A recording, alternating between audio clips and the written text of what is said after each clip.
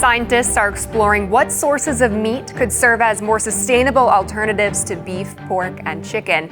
And according to a recent study, python farming could be the answer. The latest research suggests the scaly reptiles may offer a way to produce a source of protein with a relatively small environmental footprint. So could eating snake be what's for dinner in the future?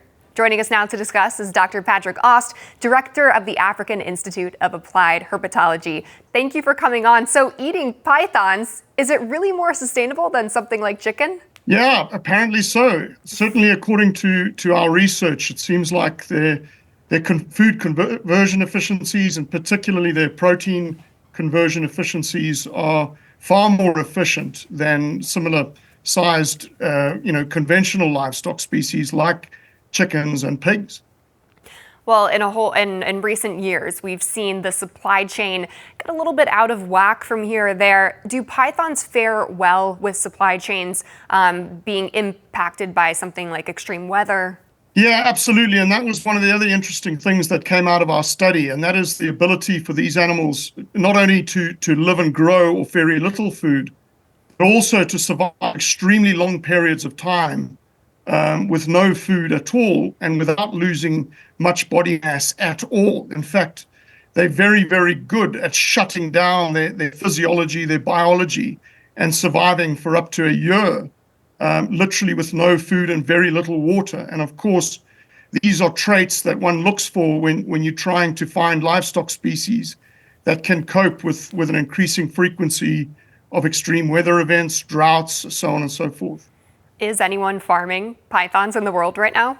Yeah, absolutely. It's certainly not very common, and certainly not in the West. But in Southeast Asia, there are a lot of farmers that have now turned to python farming, partly because they have this competitive edge in very challenging landscapes.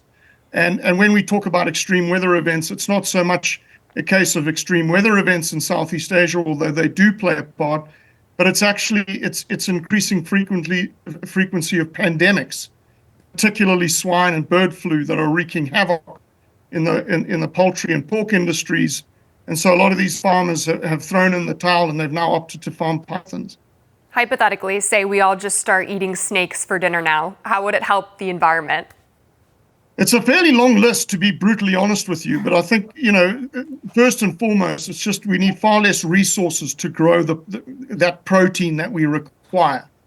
Of course, then there's other advantages like their ability to survive, to tolerate extreme weather events, shutdowns in supply chains, to act as a biological barrier to zoonotic diseases. They also have these other attributes like the ability to be farmed on the vertical plane because they're partially arboreal. They live in trees and underground. Farmers have realized that unlike chickens and pigs, which effectively you have to farm on a two-dimensional plane, with pythons, they can move up and down, so you can farm them in very small areas. How might a snake even be prepared for the table?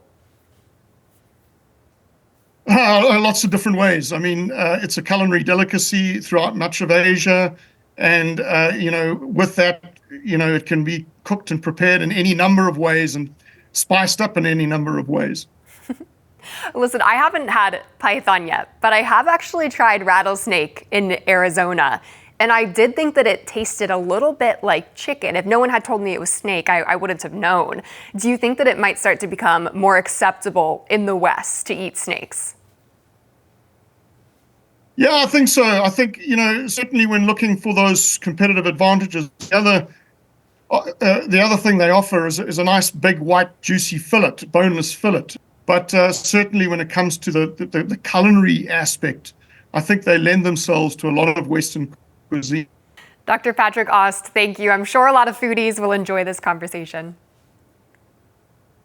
Thank you very much for having me.